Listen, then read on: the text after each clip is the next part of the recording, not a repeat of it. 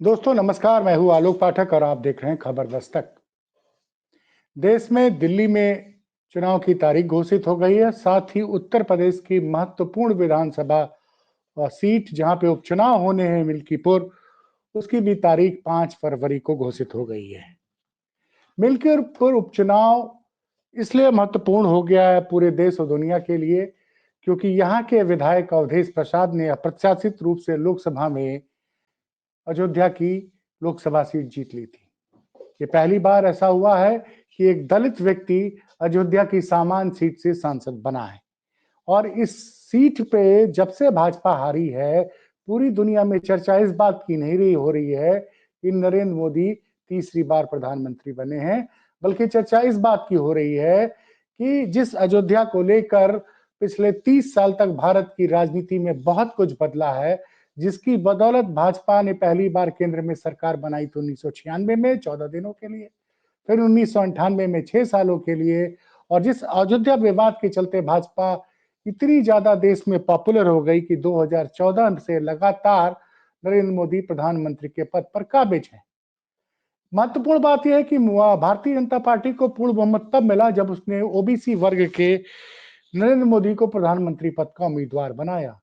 तो मंडल के साथ जब मंडल बनाम कमंडल चल रहा था, तो कमंडल के साथ जब मंडल जुड़ गया, यानी पिछड़ा चेहरा हो गया भाजपा का प्रधानमंत्री पद के उम्मीदवार के रूप में, जब एक पिछड़े को उतारा, तो उत्तर प्रदेश में उसको अब ऐतिहासिक सफलता मिली 2014 में, बिहार में भी सफलता मिली और भाजपा ने पहली बार अपने बलबूते मतलब पूर्ण बहुमत की सरकार बनी भाजपा के खुद की 2014 में।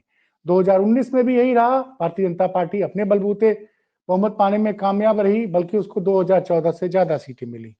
लेकिन 2024 के जब नतीजे आए तो भाजपा 240 पे सिमट गई। ये ठीक है कि एनडीए को 290 से ज्यादा सीटें मिली, इसलिए भारतीय जनता पार्टी का गठबंधन सरकार बनाने में कामयाब हुआ और नरेंद्र मोदी ने जून में भारत के प्रधानमंत्री के रूप में तीसरी बार शपथ ली। लेकिन पूरी दुनिया में चर्चा, जैसे मैंने कही, कि अयोध्या लोकसभा सीट पर अवधेश प्रसाद जो समाजवादी पार्टी के टिकट से चुनाव जीते थे, इसकी हुई कि भारतीय जनता पार्टी अयोध्या में चुनाव हार गई। अब अयोध्या में जिस मिल्कीपुर से अवधेश प्रसाद विधायक हुआ करते थे, लोकसभा चुनाव जीतने के पहले वहां उपचुनाव है और इन उपचुनाव की तारीख घोषित कर दी गई है 5 फरवरी को। ये कुंभ के दौरान ये उपचुनाव होने वाला है और इस उपचुनाव से योगी आदित्यनाथ का भविष्य तय हो जाएगा। जी हाँ, दरअसल योगी आदित्यनाथ हर हालत में इस उपचुनाव को जीतना चाहते हैं, क्योंकि वो अयोध्या के लोकसभा चुनाव में मिली हार का बदला लेना चाहते हैं। लेकिन मिल्कीपुर में जो अभी तक भारतीय जनता पार्टी का सफर है, बहुत आशाजनक नहीं है। अब तक जितनी बार विधानसभा चुनाव हुए हैं, उसमें सिर्फ एक बार 2017 में मिल्कीपुर में भारतीय जनता पार्टी ये सीट जीतने में कामयाब रही। उसके पहले 2012 में और 2022 में यहाँ पे सपा के अवधेश प्रसाद भारी मतों से चुनाव जीतने में कामयाब हुए थे। तो अब क्या है जाति समीकरण, पहले समझिए। इस सीट पर लगभग 60,000 के करीब यादव मतदाता हैं, 1 लाख दलित मतदाता हैं, जिसमें 55,000 के करीब पासी हैं, बाकी दलित समाज की और जातियां हैं। और तीसरा महत्वपूर्ण वोटर इस विधानसभा में ब्राह्मण है, जिनकी संख्या लगभग 50,000 है। 35,000 के करीब यहाँ पे मुस्लिम हैं। योगी जी को जिस जाति से सबसे ज्यादा प्रेम है, या जो विपक्ष आरोप लगाता है, योगी जिस जाति के लिए काम करते हैं, जैसा विपक्ष का आरोप है, उस जाति की वोटरों की संख्या सिर्फ 25,000 है। जनता समझदार है कि मैं किस जाति का यहाँ पे जिक्र कर रहा हूँ। बाकी बनिया बिरादरी भी यहाँ पे 15 से 20,000 है, चौरसिया 10,000 है और अन्य 12,000 है। तो 3.25 लाख के करीब वोटर है। इसमें सबसे महत्वपूर्ण भूमिका जो है, यादव, दलित और मुस्लिम मिला लेंगे तो लगभग 1.5 लाख के करीब हो जाता आंकड़ा। इसमें अगर 60,000 ब्राह्मण के करीब जो वोटर हैं, ये जिधर जाएंगे वो पार्टी चुनाव जीत जाएगी। लोकसभा चुनाव में ब्राह्मणों ने सपा के पक्ष में मतदान किया था, इसलिए भारतीय जनता पार्टी के उम्मीदवार 2 बार के सांसद लल्लू सिंह चुनाव हार गए थे।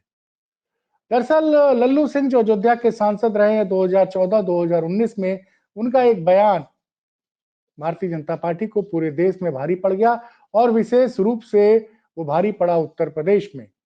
लल्लू सिंह ने अप्रैल के तीसरे हफ्ते 22 अप्रैल के आसपास कह दिया कि हमको लोकसभा में 400 सीटें इसलिए जीतनी है कि हम संविधान बदल सके। ये बयान भाजपा को बहुत भारी पड़ा और उत्तर प्रदेश में विधानसभा में, लोकसभा में माफ कीजिएगा, भाजपा को यूपी में करारी हार का सामना करना पड़ा। 2014 में लोकसभा में भारतीय जनता पार्टी ने गठबंधन के साथ 73 सीटें जीती थी और 2019 में वो 64 सीटें जीतने में कामयाब हुए थे। लेकिन 2024 में जब नतीजे आए और ये परिणाम तब बदला है जब लल्लू सिंह ने बयान दिया कि आप हमें 400 सीट जिताइए ताकि हम संविधान बदल सके। देश के दलित और ओबीसी समाज में एक बड़ा संदेश चला गया कि भाजपा अगर चुनाव जीतेगी तो संविधान बदल देगी, हमारा आरक्षण का हक, जो हक है आरक्षण का, हमें अधिकार दिया था बाबा साहब अम्बेडकर ने, वो हमसे भाजपा की सरकार छीन लेगी। नतीजा ये रहा कि बड़ी संख्या में दलित और पिछड़ों ने भाजपा और के खिलाफ वोट दिया और उत्तर प्रदेश में, राजस्थान में, हरियाणा में भाजपा की करारी हार हुई। उत्तर प्रदेश में तो भाजपा 66 से, क्योंकि 2 सीटें उसने उपचुनाव में जीत ली थी, तो 66 से घटकर 36 में आ गई, जिसमें भाजपा सिर्फ 33 सीट जीत पाई और 3 सीटें उसके सहयोगी ने जीता था। और अब जो समीकरण बन रहा है, ये बड़ा ही मतलब उत्तर प्रदेश में एक बात और भी कही। आज अखिलेश यादव की प्रेस कॉन्फ्रेंस थी, उन्होंने कहा कि मीडिया को बोला कि आप सब लोग आइए, क्योंकि दुनिया में सबसे निष्पक्ष चुनाव अगर देश में कहीं होने जा रहा है तो मिल्कीपुर में होने जा रहा है। ये उन्होंने व्यंग्य कसा था। उन्होंने बोला कि मैं देश की मीडिया से भी आग्रह करूंगा कि वे मिल्कीपुर में आए और देश के सबसे निष्पक्ष चुनाव को देखें और कवर करें। साथ ही कहा कि मैं इंटरनेशनल मीडिया को भी आमंत्रित करूंगा कि वो आए और देखें कि कैसे मिल्कीपुर में निष्पक्ष तरीके से चुनाव संपन्न होने जा रहा है। उनके इस बयान के बाद भाजपा की धड़कनें बढ़ गई हैं, क्योंकि अब जब अखिलेश यादव ने कहा है कि हम विदेशी मीडिया को भी इस चुनाव में आमंत्रित करेंगे। सब जानते हैं कि यूपी सरकार कुंभ के प्रचार प्रसार के लिए दुनिया भर की मीडिया को आमंत्रित कर रही है और उसी समय मिल्कीपुर में 5 फरवरी को मतदान होगा। ये बातें मैं इसलिए कह रहा हूं कि याद करिए, जब 20 नवंबर को उत्तर प्रदेश में 9 सीटों के विधानसभा उपचुनाव हो रहे थे, तब तमाम ऐसे वीडियो आए थे जिसमें कई लोगों ने दावा किया कि हम चूंकि सपा समर्थक हैं इसलिए हमको वोट डालने नहीं दिया जा रहा। खासकर एक धर्म विशेष की महिलाओं ने तो, जब उनके वीडियो वायरल हुआ था, जब उन्होंने कहा था कि पुलिस और प्रशासन के लोग उनको वोट देने से रोक रहे हैं। तो ये तमाम वीडियोस 20 तारीख को वायरल हुए थे और जिसकी वजह से उत्तर प्रदेश भाजपा की बड़ी किरकिरी हुई थी। नतीजे आए, ठीक है, 7 सीटें भाजपा ने जीती जरूर थी, लेकिन विपक्ष ने कहा कि ये चुनाव, जो उपचुनाव है, भाजपा ने प्रशासन की मदद से जीता है और उन्होंने तमाम वीडियोस भी भेजे थे जो रिकॉर्ड होकर उस दिन वायरल हुए थे। कंप्लेन की थी चुनाव आयोग से कि चुनाव निष्पक्ष नहीं हुआ है। उस पर खैर अभी तक चुनाव आयोग ने कोई प्रतिक्रिया नहीं दी है, लेकिन इस बार जो मास्टर स्ट्रोक खेला है अखिलेश यादव ने प्रेस कॉन्फ्रेंस में और जो बोला है, देश की मीडिया को, विदेश की मीडिया को भी आमंत्रित किया है कि आप आके देखिए, मिल्कीपुर में सबसे निष्पक्ष चुनाव होने जा रहा है।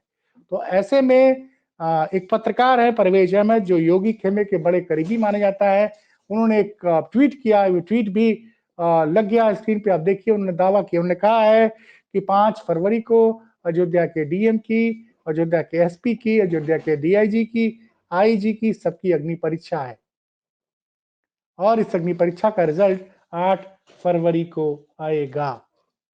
तो निगाहें सबकी मिल्कीपुर के उपचुनाव पर है पूरी दुनिया की निगाहें मिल्कीपुर के उपचुनाव में इसलिए होगी कि आज अखिलेश यादव ने जो बोला है उसकी गूंज अमेरिका तक सुनाई गई है, क्योंकि पूरा देश, पूरे विश्व की निगाहें अयोध्या पे हैं और अयोध्या के उपचुनाव के नतीजे योगी आदित्यनाथ का भविष्य तय करेंगे। और इस उपचुनाव में जो सबसे महत्वपूर्ण यह है कि पीडीए कितना मजबूत है।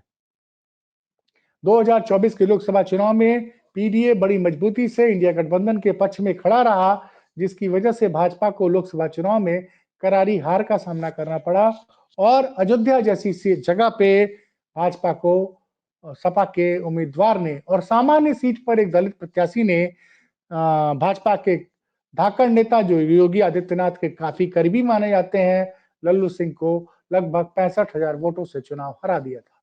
वैसे उम्मीद है कि इस सीट पर मिल्कीपुर की सीट जो है अवधेश प्रसाद की सीट है, जहां से वो लगातार कई बार विधायक रहे हैं, उनकी जगह उनके पुत्र चुनाव लड़ेंगे। खैर, उम्मीदवारों का कौन उम्मीदवार बनेगा, ये 10 तारीख से नामांकन शुरू होगा, 17 तारीख नामांकन की तिथि है। तो अब कुंभ से ज्यादा चर्चा फिलहाल उत्तर प्रदेश में मिल्कीपुर के उपचुनाव की होगी। इस चुनाव में जो जीतेगा, इस चुनाव में देखिए, अगर समाजवादी पार्टी हार भी जाती है तो उसका बहुत नुकसान नहीं होगा, लेकिन अगर भाजपा को हार होती है तो योगी आदित्यनाथ के लिए अपनी कुर्सी बचा पाना बड़ा मुश्किल है। तो इस पर हमारी नजर रहेगी, निगाह रहेगी। फिलहाल आंकड़ों में देखें तो इस चुनाव में सबसे महत्वपूर्ण भूमिका ब्राह्मणों की है। ब्राह्मण वोट जिस तरफ जाएगा वो पार्टी चुनाव जीतने में कामयाब रहेगी।